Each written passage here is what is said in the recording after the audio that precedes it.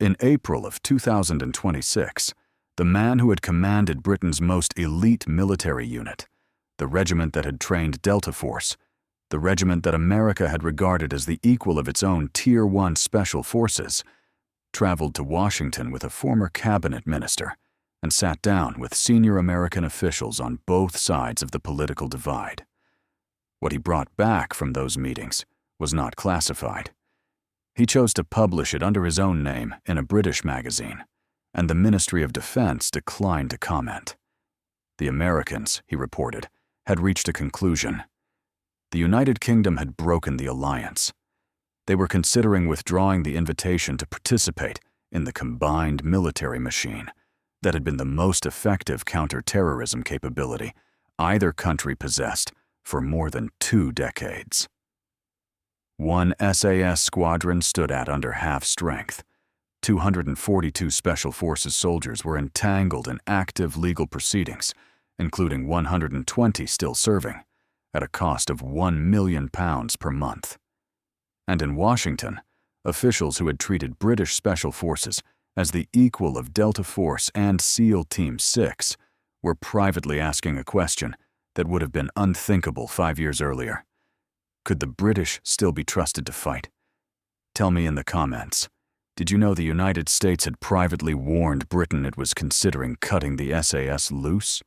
Because what you are about to discover about how that happened, what was done, and to whom, and by whom, will make you question everything you thought you knew about how this country treats the men it sends to war.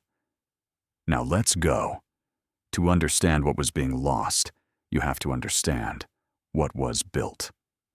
In the summer of 1941, in the western desert of North Africa, a British officer named David Stirling was lying in a Cairo hospital bed, recovering from a back broken in a parachuting accident.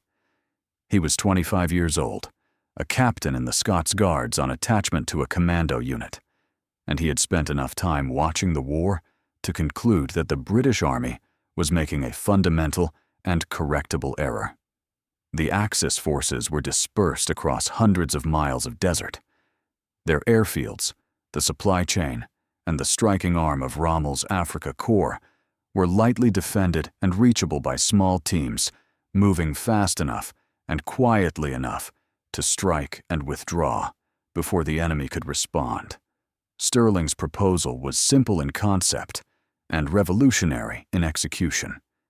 Dispense with the large conventional raiding force and replace it with small, self-sufficient teams of extraordinary individuals, selected for initiative and physical endurance, operating deep behind enemy lines with the singular objective of destroying aircraft on the ground. Middle East headquarters was skeptical. Stirling was the kind of officer that military bureaucracies find uncomfortable, someone who believed that the purpose of structure was to enable results, not to constrain ambition, and who would bypass 7 layers of hierarchy to deliver a proposal in person if the hierarchy was moving too slowly.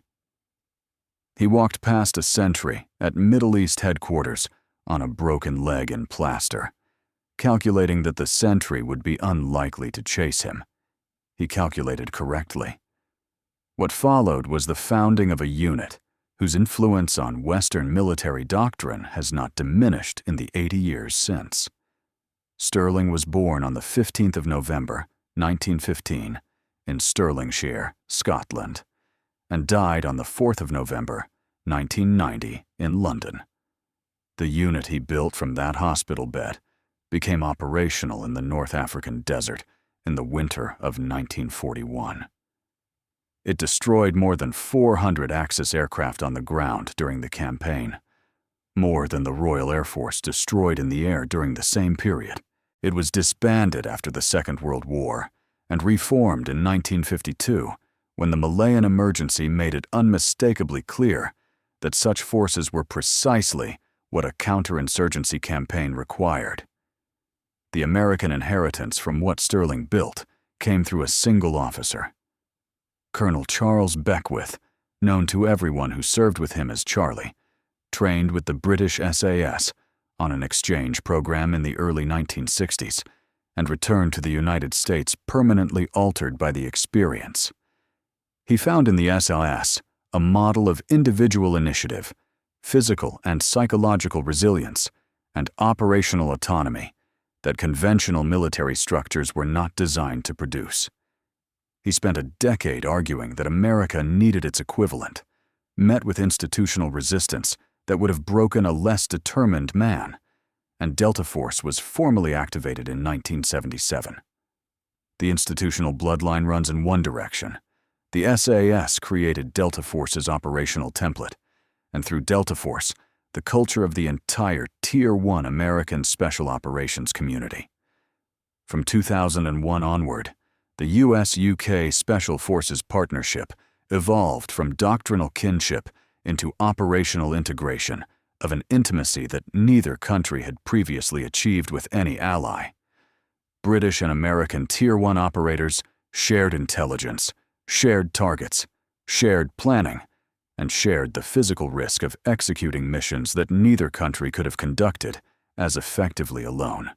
Close cooperation with the U.S. Joint Special Operations Command, the body that commands Delta Force and SEAL Team 6, supplied underfunded UK Special Forces with intelligence systems, surveillance assets, and technological capabilities that decades of British defense budgets had been insufficient to provide. The exchange was not charity. America received some of the most experienced special operations personnel on Earth, operators hardened by years in Northern Ireland, the Balkans, Sierra Leone, and the early campaigns of the global war on terror, whose particular knowledge of how insurgencies sustain themselves and how they can be dismantled from the inside was unlike anything that could be purchased or manufactured. 8 Sabre squadrons of the SAS and the Special Boat Service contributed significant manpower to a combined counter-terrorism capability that the Americans described, without diplomatic hedging, as the most capable of its kind in the world. That alliance, built across 8 decades of shared risk and absolute mutual trust, had produced something neither country could have assembled independently. In the spring of 2026, it was coming apart.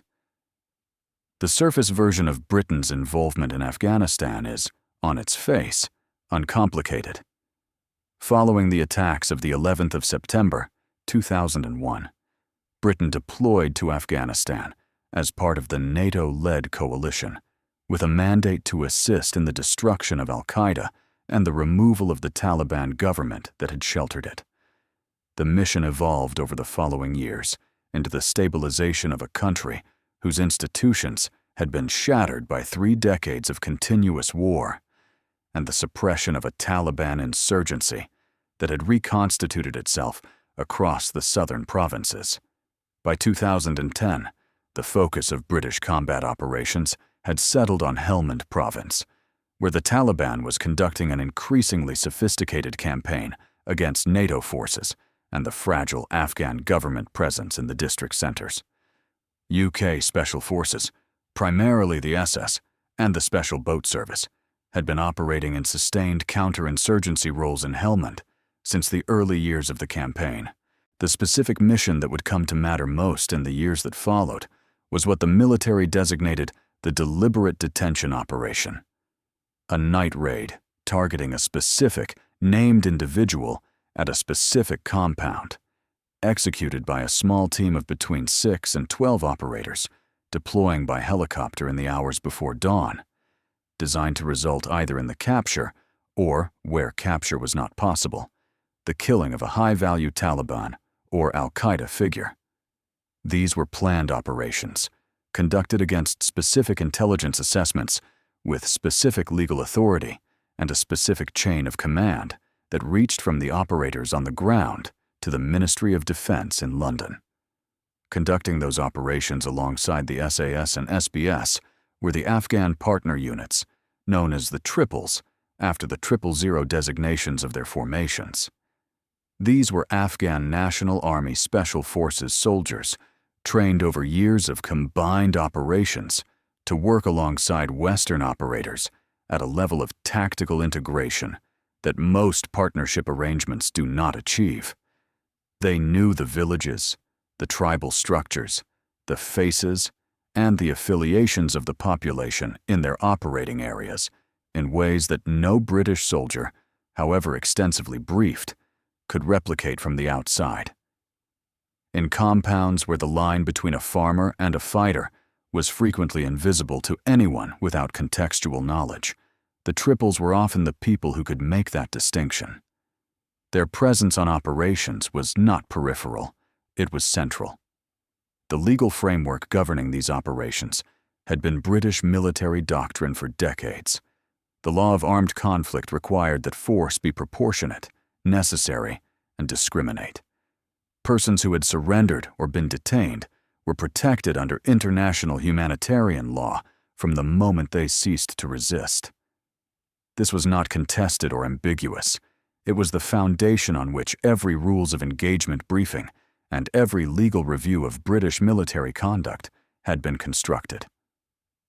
The surface account of the night raids in Helmand, maintained across the official record and presented in the operational reports filed after each mission, was a picture of professional soldiers conducting lawful operations at considerable personal risk in an extraordinarily difficult environment. Many of those soldiers served with exactly that description, with courage, with restraint, and with the discipline of men who understood that the line between a legitimate kill and a war crime was the line that separated them from the enemy they were fighting. Some came home changed by what they had seen. Some came home in boxes. What the surface account did not capture was what was happening on specific raids, conducted by a specific squadron in the Helmand winter of 2010. None of the operational reports from those raids, read in isolation, would have revealed it. Read together, pored over by a BBC investigation team that obtained hundreds of pages of classified military documents over the course of 4 years, they told a different story. BBC Panorama published the results of that investigation in July of 2022. The core finding was precise and devastating. One unit of the Special Air Service had killed at least 54 people in suspicious circumstances during a single 6-month tour of Helmand Province, from November of 2010 to May of 2011. 54 people. One squadron. One tour.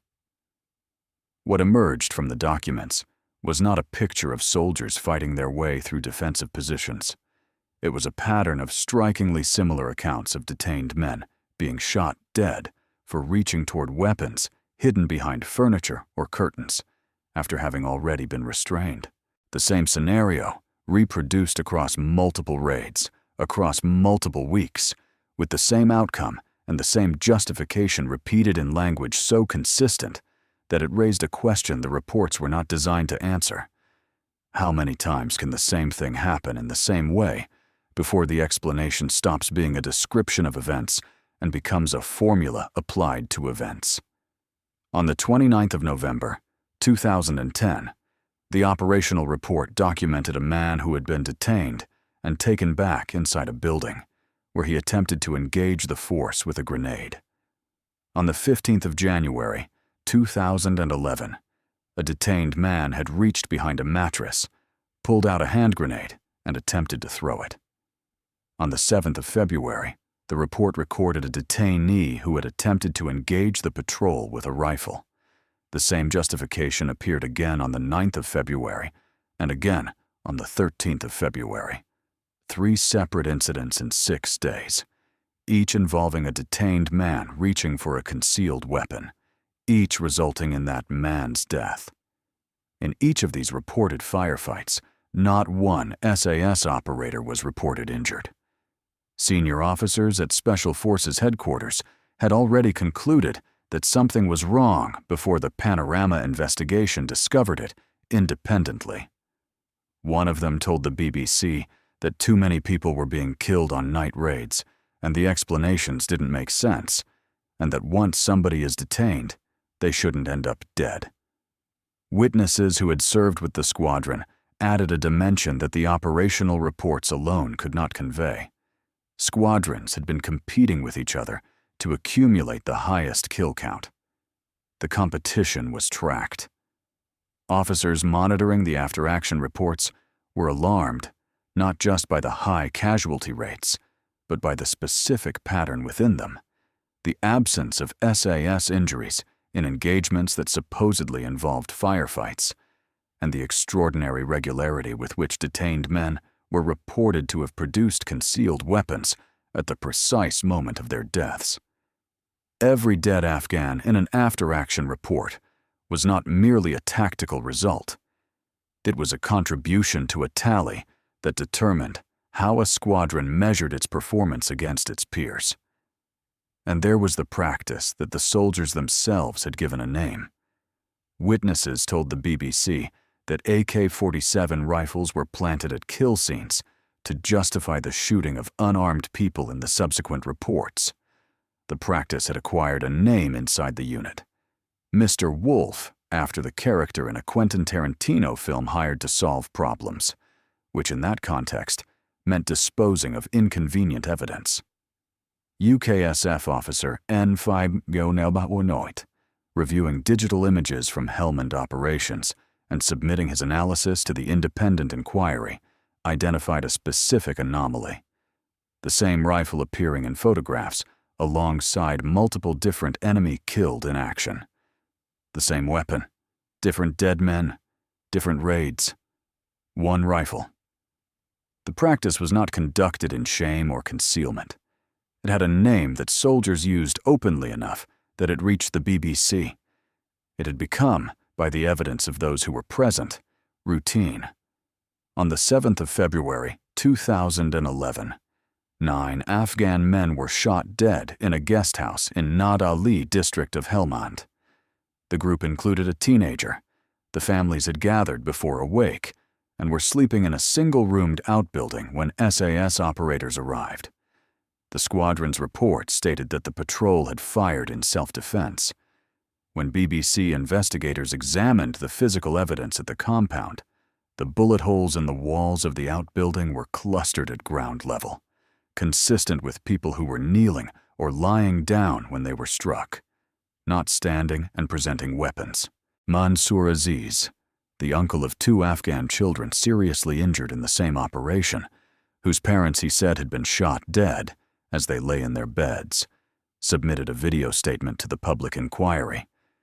He said the children were still grieving and asked the court to listen to them and bring justice. Inside the chain of command, the internal communications from this period are not the language of uncertainty. A senior officer wrote to colleagues during these months, asking whether this was about a colleague's latest massacre, using that precise word, massacre, in an official internal communication, in writing, while the operations were continuing. A separate SAS commander wrote to superiors in London, warning of possibly a deliberate policy and conduct that could amount to being criminal. The people who raised the alarm were inside the chain of command. That detail changes everything that follows. Because those officers knew, and they chose.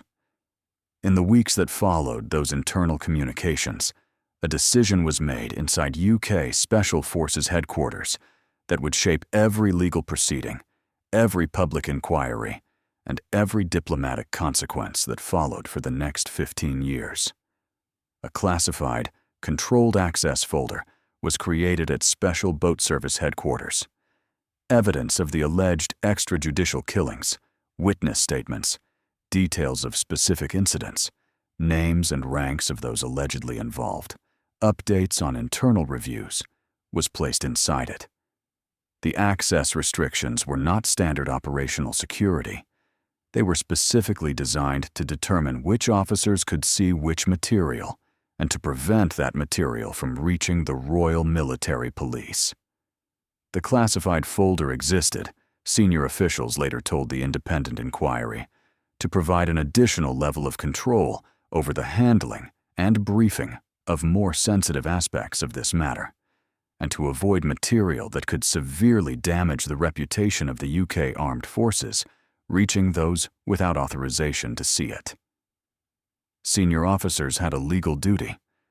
Section 113 of the Armed Forces Act, 2006, imposed on them a clear and unconditional obligation to take reasonable steps to ensure that the Royal Military Police was made aware of serious allegations of criminal conduct by service personnel. The provision existed precisely because the military chain of command had historically been an unreliable vehicle for institutional self-examination, because the instinct to protect reputational capital had, on previous occasions documented in other inquiries, proven stronger than the instinct to pursue legal accountability.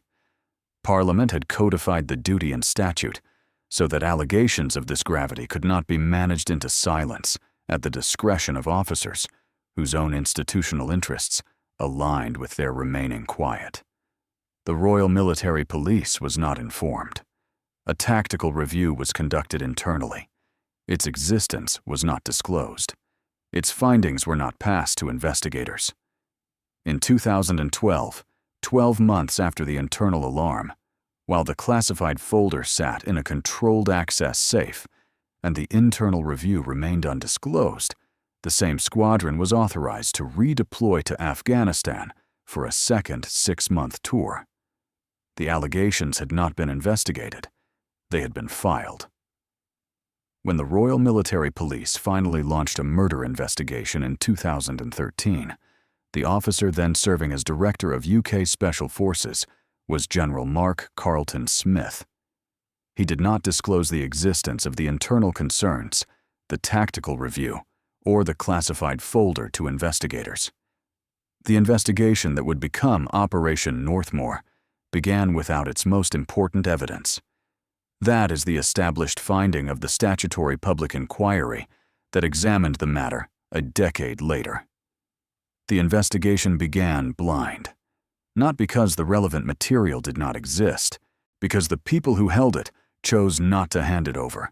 675.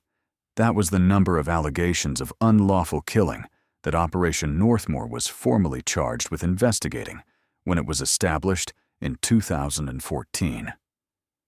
675 separate allegations that British Special Forces had killed Afghan civilians unlawfully, gathered from survivors, from witnesses, from the analyses of journalists and human rights organizations that had been working the subject long before any official investigation existed. For 3 years, the National Crime Agency advised Operation Northmoor's investigative strategy, bringing to the process the kind of serious criminal investigative expertise that the Royal Military Police, operating within the military chain of command without institutional independence from the structures under scrutiny, could not generate internally. In mid-2016, a leadership change arrived. Brigadier David Neal became Provost Marshal, Army, and took command of the investigation. John Harvey became Gold Commander. The direction shifted in ways that former investigators, senior legal advisors, and an eventual independent expert would all subsequently describe with varying degrees of alarm. The National Crime Agency's investigative strategy recommendations, accepted and followed for 3 years, began to be characterized as misplaced. That word appears in a communication from the Permanent Secretary of the Ministry of Defense to the National Security Advisor. The Independent Review Team, a body established by the MOD's own Directorate of Judicial Engagement Policy, not by the Royal Military Police, not by an independent authority, but by a directorate of the ministry whose conduct was itself under examination, was inserted into the process. After an 8-day review of the evidence, the IRT concluded that the material was untested, untried, and without provenance, and could not support the contention that criminal offenses had taken place. 8 days before a single key suspect had been formally interviewed, before a single key witness had given a formal statement under caution. In at least 8 cases, Neal shut down lines of inquiry, before suspects had been spoken to at all. The inquiry, chaired by Lord Justice Haddon Cave, has examined what the IRT's involvement actually accomplished. What it found was a divergence from the NCA's established investigative direction that coincided, with remarkable precision, with the moment the investigation stopped being dangerous to the people it was examining. The investigation's scope was reduced through what the MOD called the targeted prioritization process, a phrase of remarkable bureaucratic neutrality for a mechanism that shrank 675 allegations to 11 incidents, 8 of which were then deemed unworthy of further investigation. In 2019, just before leaving his post, Neil determined that sufficient evidence to charge any individual had not been met in relation to any of the remaining allegations. Not one prosecution. From 675 to 0 in 5 years. And then there was the server. Military police had sought access to an IT system at Special Forces headquarters, designated ITS-1, understood to hold electronically stored information relevant to the alleged killings. Special Forces headquarters delayed the release of this data for months on the stated grounds that accessing it could compromise ongoing overseas operations. When permission was eventually granted, engineers reported a technical problem that required the use of a tool called S-Delete. S-Delete is a forensic-level digital wiping program.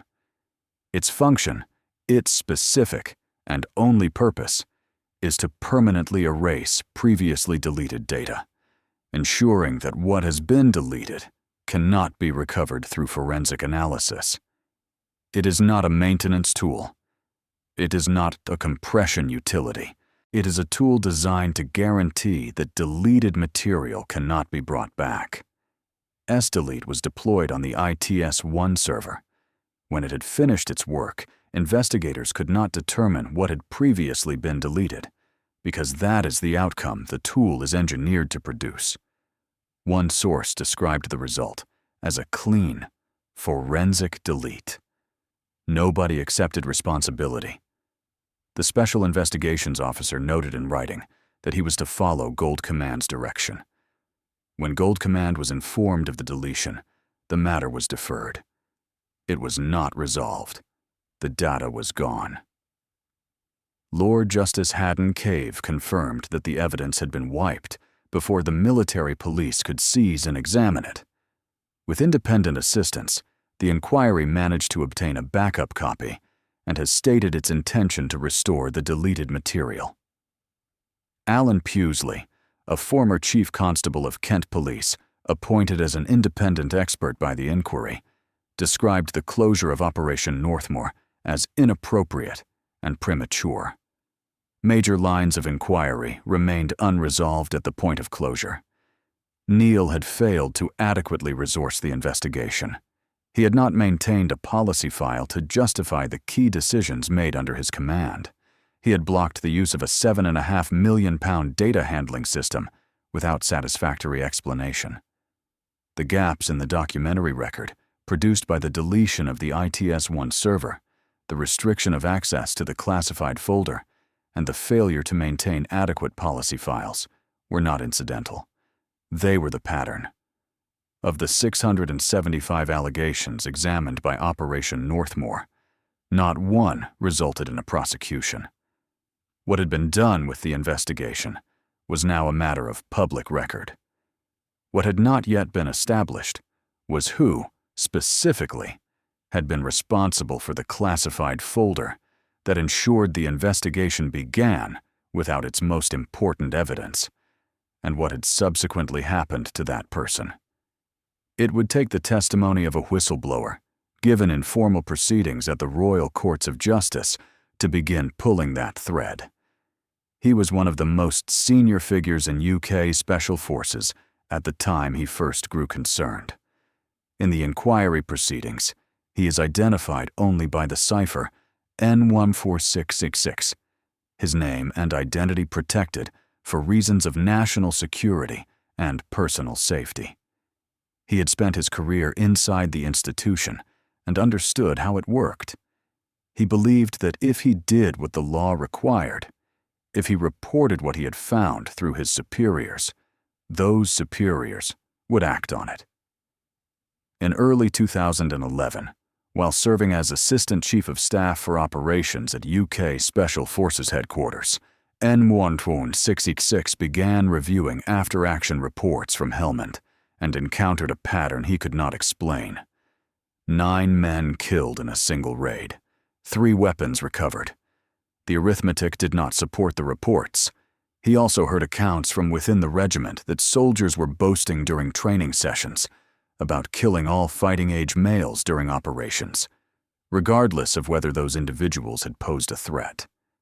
Not as confessions of something that troubled them, as accounts of something ordinary. N166 compiled what he described as explosive evidence of criminal conduct and presented it to senior officers within the institution, following the procedures that existed for this precise purpose. Those officers received what he had brought them. They did not pass it to the Royal Military Police. He told the inquiry that senior officers had impeded his efforts to do what the law required, and that he had lost confidence in their willingness to report through legitimate channels. Each attempt to report encountered the same response. Not a refusal, exactly, but a redirection. The allegation acknowledged and absorbed into institutional channels that were not designed to produce the outcome the law required. He came to believe that the issue of extrajudicial killings was not confined to a small number of soldiers or a single subunit, but was potentially more widespread than any internal review was prepared to acknowledge. In late 2025, N149 gave formal testimony to the independent inquiry at the Royal Courts of Justice. He told the court, under oath, that the Special Air Service had operated with what he called a golden pass, allowing them to get away with murder. Not the characterization of a journalist or a campaign lawyer. The formal sworn testimony of a former senior UK Special Forces officer who had been there, who had tried to report it, and who had watched the institution choose not to act. A separate written statement, submitted in 2013, and describing the situation inside the regiment, used a single phrase that the inquiry has since examined at length. A cancer has infected an SAS squadron.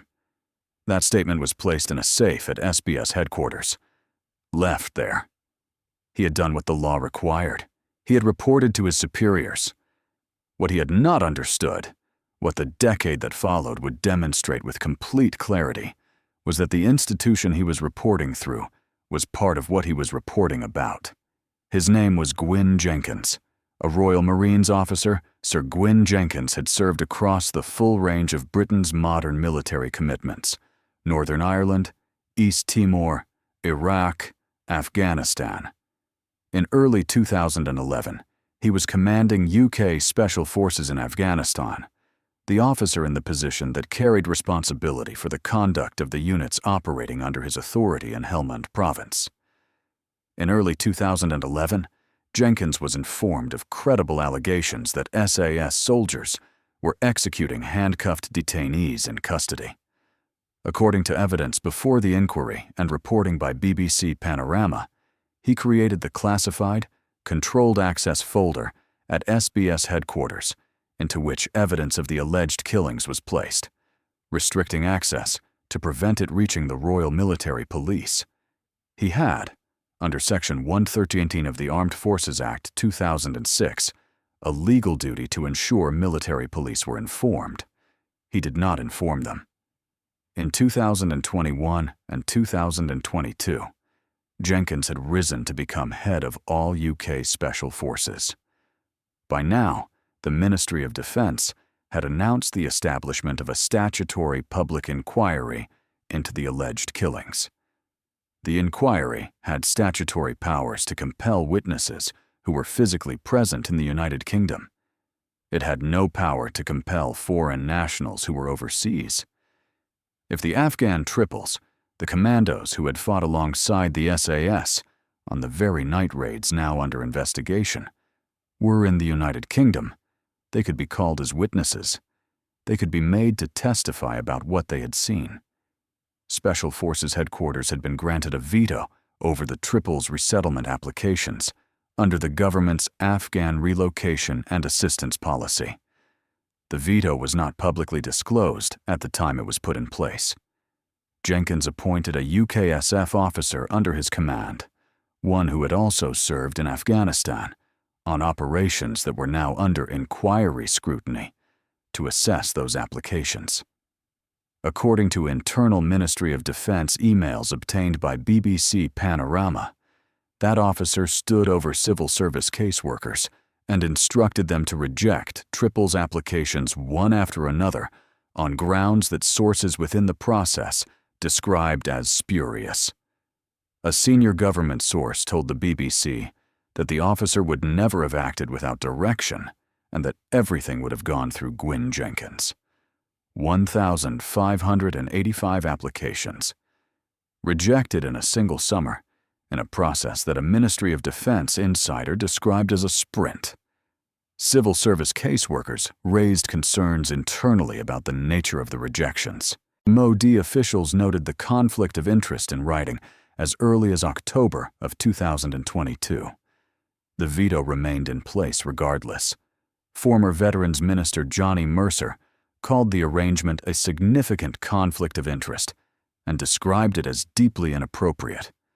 Some of the Afghan commandos whose resettlement applications were rejected in that sprint were subsequently killed by the Taliban. Others were tortured. They had been photographed alongside 2 directors of UK Special Forces and a British ambassador. They had received letters from the British Embassy confirming their service. They had given talks at SAS headquarters in Hereford. They had bled alongside British soldiers in the same darkness in Helmand. 1,585 of them were turned away. In May of 2025, BBC Panorama published its investigation, revealing Jenkins's role in both the creation of the classified folder in 2011 and the management of the resettlement veto in 2021 and 2022.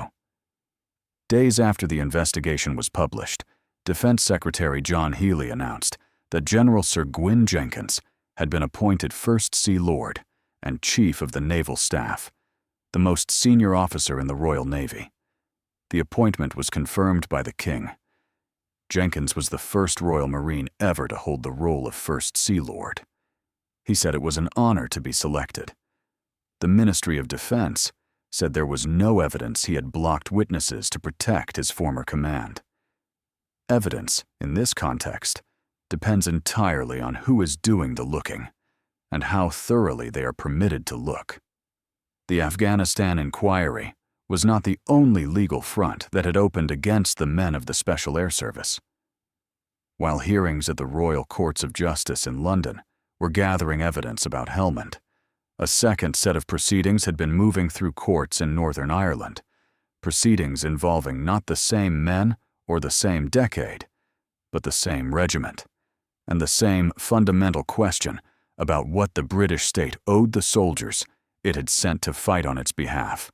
Labour's Northern Ireland.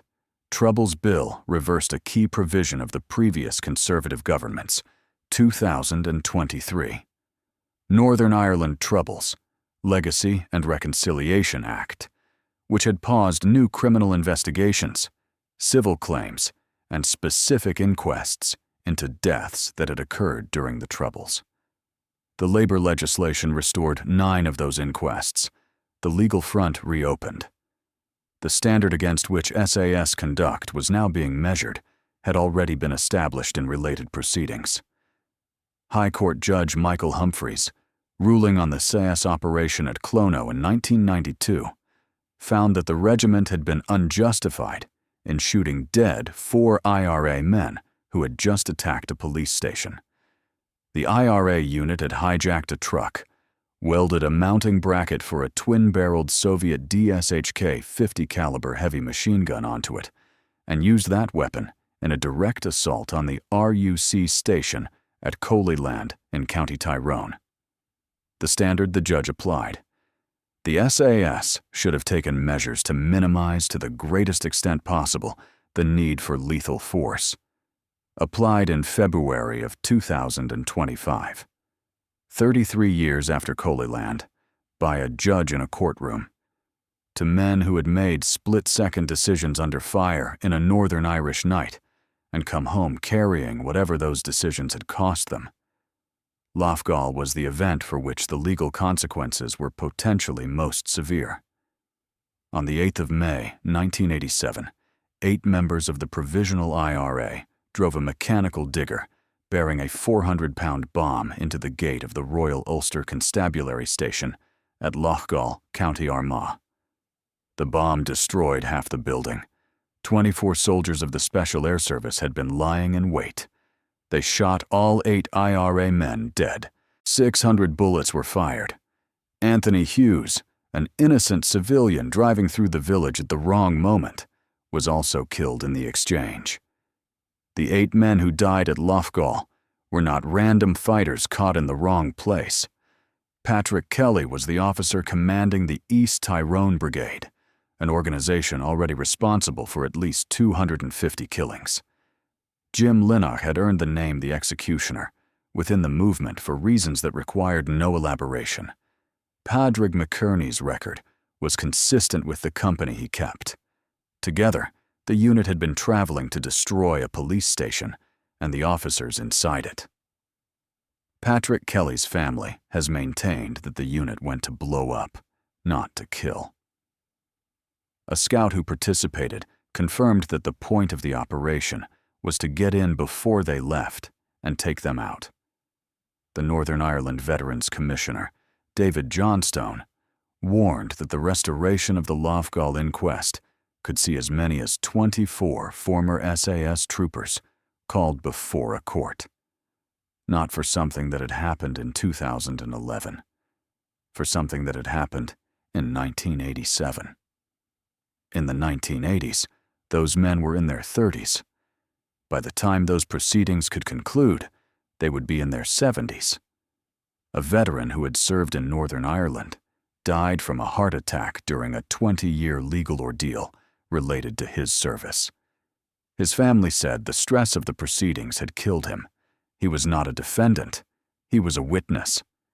9 retired 4-star military chiefs signed a joint letter to Prime Minister Starmer. Soldiers' trust in the legal system had fallen apart so badly that it risks everything. The government's proposals were a direct threat to national security. It was an unprecedented public intervention from the most senior levels of the British military establishment, conducted under their own names, with whatever authority derives from a combined lifetime of service at the highest levels of command. The Northern Ireland Veterans Commissioner said the approach treated veterans as worse than terrorists and was eating at the very fabric of the armed forces. What those veterans were now being asked to navigate should be stated plainly. The inquests advancing through the courts were not brief affairs. They involved veterans in their 60s, 70s, or older being required to recall and account for decisions made in seconds under live fire, in some cases half a century earlier, against a legal standard that bore no relationship to the standard that had applied at the time they acted. Former British military chiefs wrote to the Prime Minister to warn that soldiers now believed they must worry not only the enemy in front of them, but the lawyer behind them. 2 inquiries, 3 decades apart. 1 country, the same regiment, the same question. What does Britain owe the men it sends to fight? And what does it do when the answer becomes inconvenient? 1 SAS squadron stood at under half strength. The Special Air Service maintains 4 operational Sabre squadrons. By the spring of 2026, one of those 4 formations could not put its full complement in the field. At least 2 squadrons had been affected by departures. Several serving and former members, speaking through sources that declined to be named, described the losses as a threat to national security. The precise numbers were not published, on the grounds that publicizing them posed a security risk. That decision is itself a form of information. Institutions do not decline to publish numbers that reflect well on them. 242 UK Special Forces troops were involved in active legal inquiries. 120 of them were still serving. The cost of those proceedings ran to approximately £1 million per month. Not the cost of operations, not the cost of training, the cost of being investigated for operations that had already been conducted by people who had already served, under authority that had already been granted and had been considered lawful at the time it was exercised.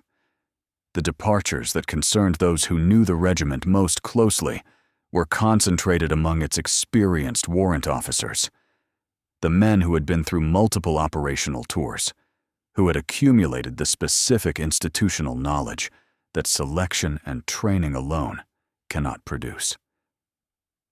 Who knew how to do the job in the precise conditions under which the job actually had to be done.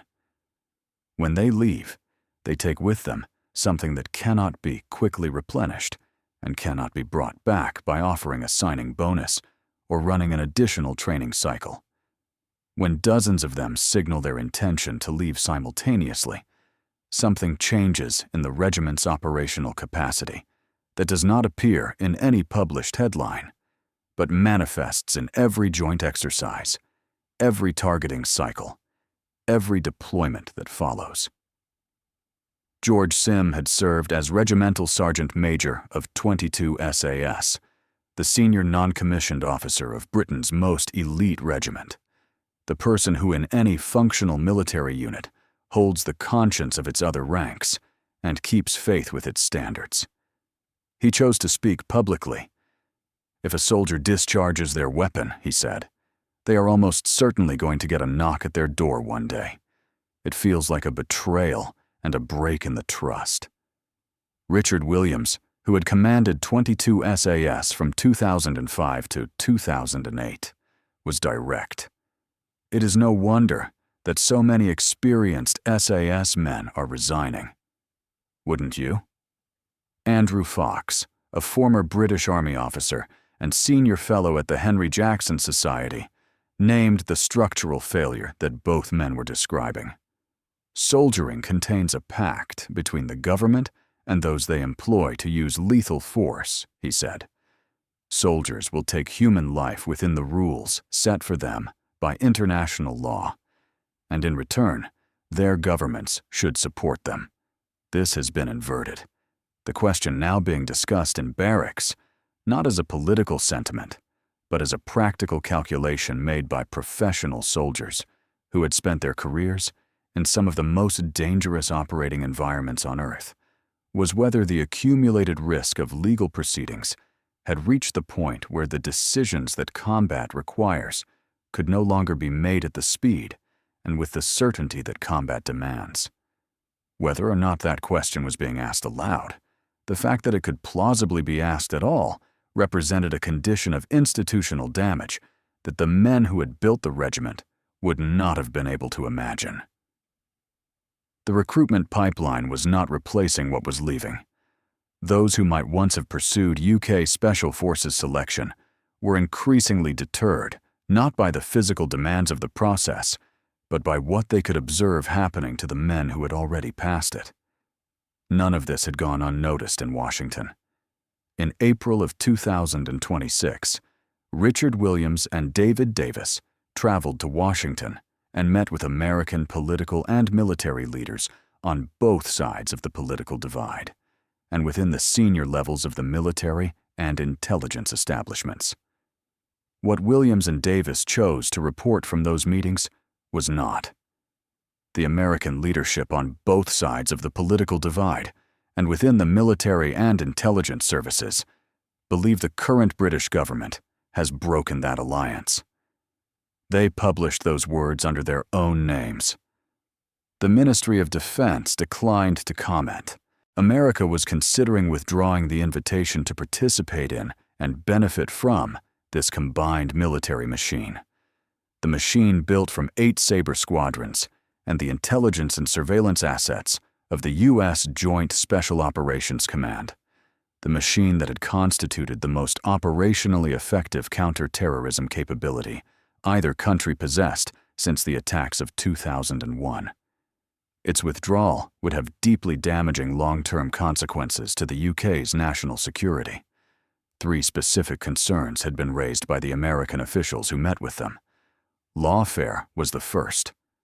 British human rights legislation was, in the American assessment, being misapplied to pursue legal proceedings against veteran SAS operators for decisions made decades earlier in Northern Ireland, Syria, and Afghanistan.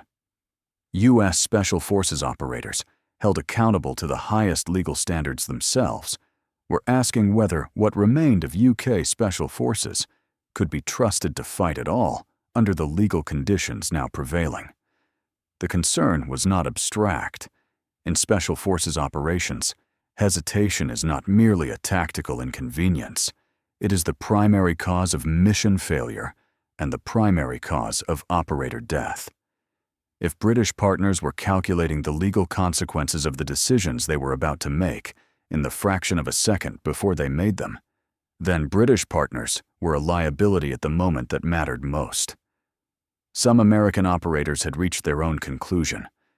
Better to operate alone than to take the risk of hesitations on target or of being drawn into the legal proceedings that followed British operations years later. Manpower was the second. With 1 SAS squadron at under half strength and dozens of experienced warrant officers preparing to leave, the Pentagon's assessment was blunt. UK Special Forces were already unable to provide the trained manpower to that Tier 1 US-UK alliance that it once could. The United States was continuing to invest heavily in space-based intelligence, cyber capabilities, and the advanced technologies reshaping the operating environment for Tier 1 Special Forces. It required partners who could keep pace. UKSF, depleted and entangled, was not keeping pace. The third was the most fundamental and the least reducible to numbers or legal proceedings. The United States no longer trusted that the British government had the national resolve to commit to joint high-risk operations without subsequently creating legal exposure for the American partners who conducted those operations alongside British operators. Trust in the operational context of a Special Forces alliance is not a sentiment. It is the precondition for sharing a target package, for putting operators from 2 countries in the same helicopter, for conducting operations in which both governments must be prepared to stand behind what their people did. The British government was no longer able to provide that guarantee, and then Williams and Davis published a sentence that had no precedent in the modern history of the US-UK relationship. "We would not be surprised," they wrote, "to hear that the US has conducted a counter-terrorism operation on British territory without telling the UK about it." The Five Eyes intelligence sharing arrangement between the United States, the United Kingdom, Canada, Australia, and New Zealand is the most intimate intelligence alliance in the democratic world, a framework of total information sharing whose operational implications extend into every significant counter-terrorism decision either government makes. The operational partnership between JSOC and UK Special Forces is the most thoroughly integrated, bilateral Special Forces relationship on Earth. For the former commanding officer of 22 SAS to write, under his own name, that he would not be surprised if the United States was conducting operations on British soil without notifying London is to say that the most fundamental premise of the entire arrangement, mutual notification, mutual transparency, mutual trust, may already have been abandoned in practice, regardless of what any formal policy document continues to assert. As America poured investment into the next generation of special operations capabilities, it would increasingly move toward partners it regarded as more politically reliable and operationally unconstrained. The phrase operationally unconstrained does not mean reckless. It means Partners whose governments will stand behind the decisions their soldiers make in the field, rather than prosecuting them for those decisions 20 years later. The British case had not gone unnoticed elsewhere in the Anglosphere. In Australia, the case of Victoria Cross recipient Ben Robert Smith, Australia's most decorated living soldier, had become a rallying point for veterans across Western militaries who feared that the legal treatment of SAS operators in Britain was not an aberration, but a harbinger. Robert Smith, charged in April of 2026 with 5 counts of murder related to his SAS service in Afghanistan, denied the allegations. But for veterans in Britain who had been watching the Afghanistan inquiry and the Northern Ireland proceedings simultaneously, his case confirmed what they had already concluded, that a legal and political tendency to hold Tier 1 Special Forces operators criminally accountable for battlefield decisions was not a British peculiarity. It was a pattern developing across the Western democracies whose governments had sent soldiers to Afghanistan and were now reckoning, in different ways, with what those soldiers had done there. The answer to what had happened to the alliance was not in Washington. It was in Helmand, in the after-action reports with their identical justifications. It was in Loughgall, in the inquest being prepared against men who had stopped a 400-pound bomb in 1987. It was in a controlled access folder at SBS headquarters, created to hold evidence that the chain of command had chosen not to hand over. It was in a server wiped clean by a forensic deletion tool before military police arrived to examine it. It was in 1,585 resettlement applications processed in a sprint, moving in one direction. In the summer of 1941, in the Egyptian desert, a British officer built something new from a broken back and an argument with a bureaucracy that thought it knew better. What he built became the template for every serious special forces organization in the democratic world, and through those organizations, for the security architecture that has defended Western liberal democracies across 8 decades of threat. David Stirling was born in 1915 in Scotland and died in 1990 in London. And what survived him was not merely a regiment, but a doctrine and a standard that the most powerful military on earth chose to replicate in its own image, that paid the SAS the highest possible compliment by building Delta Force from the same principles and then calling the SAS its equal. 8 decades later, the soldiers of that regiment are calculating legal risk before they discharge their weapons. One squadron cannot fill its operational complement. 242 operators are entangled in legal proceedings at £1 million a month.